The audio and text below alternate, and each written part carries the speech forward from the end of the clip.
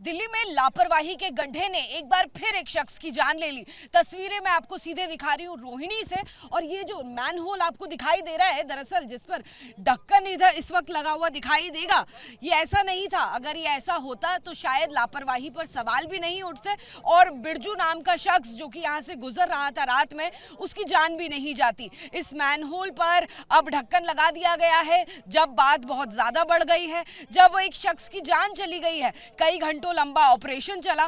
दरअसल आपको बताएं कि सोमवार की ये घटना है। सोमवार को बिरजू और उसका दोस्त इस रास्ते से गुजर रहे थे और सड़क भी आपको दिखा देते हैं कि क्या सूरत हाल है सड़क के। अच्छी खासी सड़क आपको यहाँ पर नजर आएगी, लेकिन लाइटिंग कितनी कम है वो जरा देख लीजिए। एक बार जरा प्रवीण जी जो मेरे कैमरा पर्सन है उनसे मैं कहूंगी कि आपको जो इस वक्त कैमरा की लाइट है उसे बंद करके दिखाए तो अंदाजा होगा कि आपको यहाँ पर देखिए सिर्फ मेरी आवाज सुनाई दे रही है, लेकिन जो रोशनी है वो कितनी कम नजर आ रही है। इसीलिए ऐसे में जब बिरजू और उसका दोस्त शराब पीकर एक पार्टी करके निकले थे, अपने लेबर्स थे, उसके बाद में जब वो इस रास्ते से गुजर रहे थे तो ऐसे में आगे वाला दोस्त जो है वो तो सही सीधे सीधे चला गया, लेकिन पीछे वाले दोस्त का क्या हुआ, वो कहाँ रह गया, उसने इस पर ध्यान नहीं दिया। अगले दिन यानी कि एक शाम को सोमवार को करीबन 7:30 बजे यह हादसा होता है और बिरजू के बारे में जानकारी उसका दोस्त अगली दोपहर 2:30 बजे पुलिस को देता है, जिसके बाद पुलिस सर्च ऑपरेशन चलाती है और बिरजू को ढूंढने की कोशिश की जाती है, जिसके बाद बिरजू के केवल शव मिल पाता है, जिसे अस्पताल में फिलहाल भेज दिया गया है। पोस्टमार्टम रिपोर्ट का इंतजार भी किया जा रहा है। ऐसे में एक पक्ष आप जरूर ये कह सकते हैं कि उसने शराब पी थी और उस शख्स की गलती हो सकती है, लेकिन इसमें बड़ी लापरवाही डीडीए की भी नजर आती है। ऐसे मैनहोल्स जगह जगह में दिल्ली में खुले हुए हैं जो आए दिन लोगों की जान ले रहे हैं। कहीं गड्ढा लापरवाही बन रहा है, कहीं कमल की जान जाती है, कहीं दिल्ली एनसीआर की बात करें तो वहां पर ऐसा ही एक केस होता है जहां पर युवराज की जान जाती है। ऐसे में प्रशासन की लापरवाही साफ तौर पे दिखाई देती है। और देखिए मीडिया के पहुंचने से पहले यहाँ पर बड़ी जल्दी ढक्कन लगा दिया गया और यही ढक्कन इस मैनहोल का वक्त पर लगा दिया गया होता तो शायद उस शख्स की जान बच जाती। आपसे बात कर लेते हैं, क्या नाम हुआ आपका? मैं महेश कुमार, बेगमपुर वार्ड नंबर 27 से सोशल वर्कर हूँ। मैं इन रास्तों से जब मेरे कुछ साथी गुजर रहे, ये बताइए, सबसे पहले ये बताइए इस मैनहोल पे ये ढक्कन था या नहीं था? ये इस यहाँ पे काफी जो दोनों साइड के रोडों के दोनों साइड की ढक्कन नहीं था। सभी मीडिया कर्मियों को इसकी जो ढक्कन नहीं था इसकी फुटेज दी गई है, इसकी फोटो दी गई है।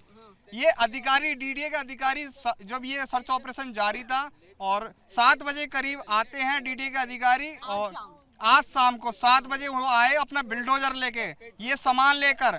इन्होंने जब ढक्कन लगा रहे थे, हमारे एडवोकेट तेजपाल जी यादव जी ने उनका वीडियो शूट कर लिया कि आप डीडीए का अधिकारी हो, आप शाम को 6 बजे यहाँ क्या कर रहे हो, अब क्यों ढक्कन लगाए जा रहे हैं।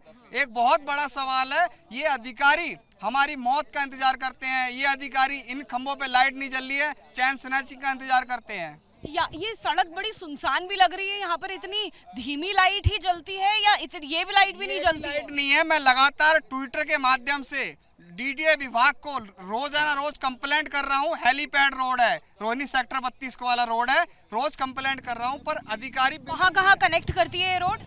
ये हमारे रोहिणी सेक्टर 32, ये रोहिणी सेक्टर 37 कनेक्ट करती है यहाँ से। और हमारी ये कॉलोनी है, जो यहाँ पे दिल्ली के डिप्टी मेयर हैं, और हमारी ये विधानसभा, ये दिल्ली विधानसभा कैबिनेट मंत्री रविंद्र इंदिरा जी आते हैं, और यहाँ से योगेंद्र चंदोलिया सांसद जी हैं, और जो इनके अधिकारी हैं बिल्कुल भी काम करने को तैयार नहीं, हादसा होने का इंतजार कर रहे हैं। आखिरकार ऐसे और भी मैनहोल्स खुले हुए पड़े हैं यहाँ पर? बिल्कुल ऐसे मैनहोल। अब हम एक सोशल वर्कर हैं तो हमें काम करने का चश्मा लग जाता है आंखों पर, हमें शिकायत करने का चश्मा लग जाता है। बिना शिकायत के काम क्यों नहीं करते, सबसे बड़ा सवाल है ये। हाँ, और भी लोगों से बात कर लेते हैं। आपने अपना नाम क्या बताया था जी? आपका नाम क्या? मेरा नाम हैदर हुआ। हैदर जी, जैसा महेश जी बता रहे हैं कि यहाँ पर इसी तरह से मैनहोल्स खुले रहते हैं, और ये वाला जो मैनहोल है इसका ढक्कन हादसे के बाद हुआ, इसकी कुछ जानकारी है आपको कि पहले था नहीं था? जी, मेरे कुछ दोस्त थे यहाँ से गुजर रहे थे, उन्होंने देखा कि यहाँ पे कुछ भीड़ लगी पड़ी है, पुलिस वाले आए हुए हैं, तो उन्होंने हमको लोग को फ़ोन किया कि भाई ऐसी बात है, यहाँ किसी बंदे की गिर के मरने की खबर है। तो हम लोग आए तो वहाँ पर ही आए थे हम लोग, पुलिस जो है हम लोग को उधर ही रोक दिया, वहाँ से हम लोग को भगा दिया कि तुम यहाँ से जाओ। कितने बजे की बात है ये? करीब आप मान लो कि 6 साढ़े 6 बजे की बात है ये, आज की बात है ये। तो उस समय तो आगे में ये कुछ नहीं था। हमने फिर वहाँ से घूम के वहाँ गया, देखा बुलडोजर थी वहाँ पे, उसमें ढक्कन था, वो फटाफट सब पे ढक्कन डाल रहे थे वो। हालांकि ये काम जो अभी कर रहे हैं ये काम उनको पहले करना चाहिए था। ये तो वाकई में बात सच है कि वो मौत का इंतजार कर रहे थे कि बंदा मरे तब हम डालें।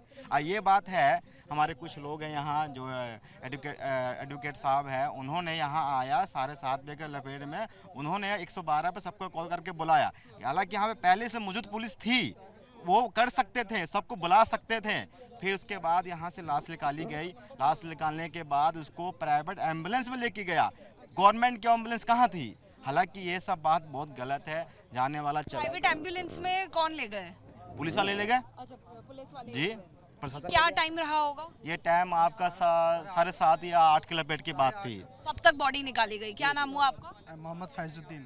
फैजुद्दीन जी, आप भी आसपास ही रहते हैं? इधर ही रहता है, आसपास में रहते हैं, हनुमान चौक पर। तो इन मैनहोल्स जो बता रहे हैं और लोग भी कि यहाँ पर जगह जगह खुले हुए हैं, उसको लेकर आप लोगों ने कभी कंप्लेंट दी है?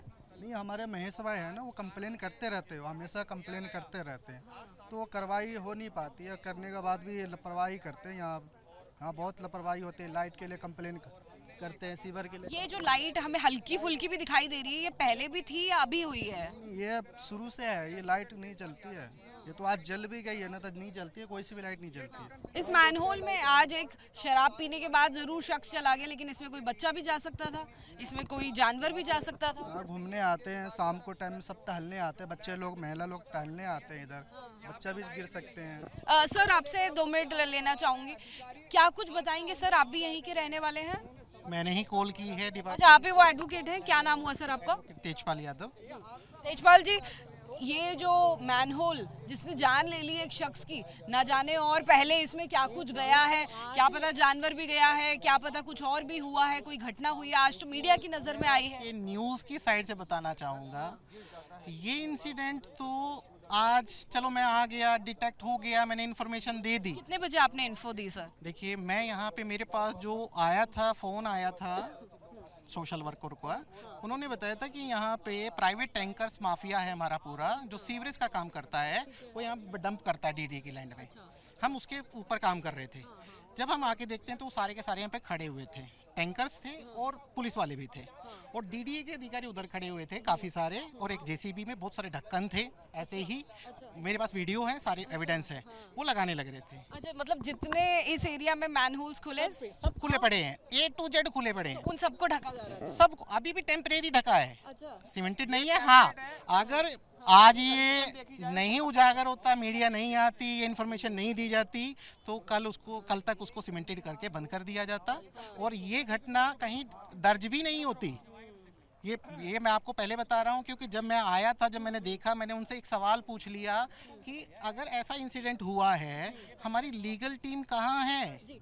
तेजपाल जी, मुझे टाइम के साथ एक बार प्लीज बताते जाइए कि आपने कितने बजे कॉल की, आपकी जानकारी के अनुसार पुलिस कितने बजे आई, रेस्क्यू टीम कितने बजे आई, वो सब भी बताते जाइए। मैं यहाँ पे 7 बजे आया, 7 बजे आके देखा मैंने, तो मुझे पता चला वो जो इनकी रेस्क्यू ऑपरेशन चल रहा था प्राइवेट टैंकर्स के साथ, जिसमें कोई भी ऑफिशियल लेवल का कोई वो नहीं था। तब तक रेस्क्यू ऑपरेशन चल रहा था? वो रेस्क्यू ऑपरेशन वो कर रहे थे, प्राइवेट टैंकर वाले कर रहे थे। अच्छा, मतलब यहाँ पर जो बेगमपुर की पुलिस है वो नहीं थी? NDRF, SDRF? वो कौन थी? बीट ऑफिसर्स, अच्छा, सिर्फ बीट ऑफिसर। वो एक लीपापोती का काम कर रहे थे कि इस इंसिडेंट को दबाने का, क्योंकि वह ना तो किसी को आने दे रहे थे, ना रुकने दे रहे थे। हमें भी सिर्फ इस वजह से रुकने दिया क्योंकि हम एडवोकेट हैं, और एडवोकेट का जैसे आज के टाइम में चल ही रहा है कि भाई उनको हम मना नहीं कर सकते, तो ये दिक्कत होती है। तो जब उनसे पूछा जाता है कि मैं एक वीडियो, उनकी वीडियो बनाता हूँ, तो मुझे बोला जाता है कि सर आप वीडियो मत बनाइए। कि मैं क्यों नहीं बनाऊँ सर? आप मुझे कैसे रोक सकते हो वीडियो बनाने से? जब ढक रहे थे, वो मेरे पास सारी वीडियो है, मैं दे दूंगा आपको A to Z। जब ये सारी चीज़ आती है, मुझे डाउट होता है। मैंने उनसे एक सवाल पूछा कि आपकी लीगल टीम कहाँ है, ये प्राइवेट क्यों लगे हुए हैं टैंकर्स आपके उसमें, और कोई भी बड़ा अधिकारी नहीं है, ना SHO है, ना ACP है, ना DCP है, ना फायर है, कुछ भी नहीं था। फिर क्या बोले? सर हमने कॉल दे रखी है, अभी तक आई नहीं है। कितने बजे टाइम बता? 4 बजे उन्होंने कॉल दी और 7 बजे जब मैं आया, जब तक कोई नहीं आया था, 7:30 बजे तक नहीं आया। यानी कि कोई आला अधिकारी नहीं आए थे, एसडीआरएफ एनडीआरएफ की तरफ से कोई नहीं आया? कि उन्होंने किसी को दी नहीं थी कॉल। अच्छा, आपको बोल दिया था? नहीं, जब मैंने उस टाइम पे 7:24 पे 112 पे कॉल किया, जब मुझे पता चला अभी तक किसी भी डिपार्टमेंट को कोई इन्फॉर्मेशन दी नहीं है। अच्छा, जब मैंने कॉल किया उसके 15 मिनट के बाद फायर ब्रिगेड आती है, फोरेंसिक आती है, उसके बाद एनडीआरएफ की टीम आती है, एसीपी आता है, डीसीपी आते हैं हमारे। एनडीआरएफ वगैरह को भी आप ही ने कॉल किया? मैंने जब यहाँ के कॉल किया उसके बाद ही। एक बार दिखा दीजिए हमारे दर्शकों को, जरूर हमें मैं आपको दिखा देता हूँ। बिल्कुल, मेरे पास सारी वीडियो, सारे एविडेंस इनके इसीलिए रखने पड़ते हैं क्योंकि बाद में ये हमारे ऊपर ही SC ST के केस जुड़वा देते हैं, कुछ भी जुड़वा देते हैं। जी, जरूर दिखाइए इसका डिस्प्ले आप हाँ, थोड़ा तेज कर दीजिए। मैं 1 मिनट अभी दिखाता हूँ आपको। हाँ, मेरा हुआ है इनका, ये देखिए इमरजेंसी नंबर। एक सेकेंड, ये आप डिस्प्ले फुल कर दीजिए। हाँ, एक बार ये इधर ये देखिए, ये इमरजेंसी नंबर आपने जो मैंने किया 7:24 पर किया है और उसके बाद में आपने प्रधान जी को भी कॉल किया है। एक और इमरजेंसी नंबर 7:34 पर आपने कॉल किया है, फिर न्यूज़ वालों को किया है आपने, फायर को आपने 7:48 करीबन 7:45 बजे बताया है और इसके बाद लगातार फिर तो सारे आने ही स्टार्ट हो गए थे। उसके बाद सारे, यानी और जब मैंने उनसे पूछा कि 4 बजे की कॉल आपको दी गई है और अभी तक आप नहीं आए थे, तो उनको भी ये कि वो मुझे अपना रिकॉर्ड, जैसे मैंने आपको दिखाया वो भी मुझे रिकॉर्ड दिखाते हैं, सर ये देखिए इतने बजे आपकी कॉल गई है और हम 15 मिनट के बाद यहाँ आ गए हैं, उससे पहले हमारे पास कोई इन्फॉर्मेशन नहीं है। अच्छा, ये फायर वालों ने उसका एविडेंस मैं आपको वीडियो दे दूंगा। देखिए, जो काम प्रशासन को करना चाहिए था वो एक आम आदमी को करना पड़ रहा है।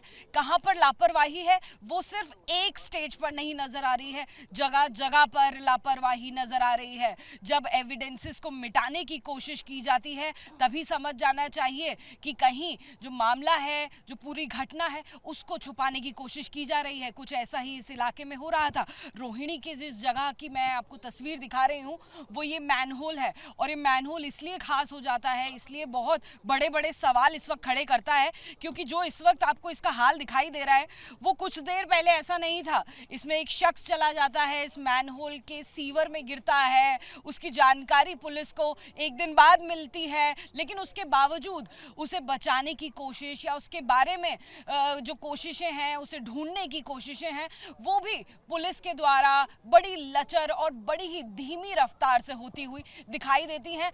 आम लोगों का उसमें योगदान ज्यादा नजर आता है और सीधे सीधे सवाल यहाँ पर उठता है डीडीए की व्यवस्थाओं पर। आखिर ऐसे मैनहोल्स क्यों खुले हुए नजर आ रहे हैं? आए दिन इस तरह की घटना दिल्ली और एनसीआर में रिपोर्ट हो रही हैं, लेकिन बावजूद इसके क्यों प्रशासन जाग नहीं रहा है? क्यों इस तरह के केसेस को छुपाने की भी कोशिश की जाती है, लीपापोती करने की कोशिश की जाती है? इस जगह में जितने मैनहोल्स बने हुए हैं, जरूरत के मुताबिक जैसे ही ये खबर आती है तो उसे जल्दी जल्दी ढकने की कोशिश करते हैं, टेम्पररी इस तरह से ढक दिया जाता है और उन तमाम सवालों को भी छुपाने की कोशिश की जाती है जो इस मैनहोल से खड़े हो सकते हैं, जो एक शख्स की जान जाने से खड़े होते हैं। कैमरा पर्सन प्रवीण दीक्षित के साथ जातिका सिंह, एबीपी न्यूज़, दिल्ली।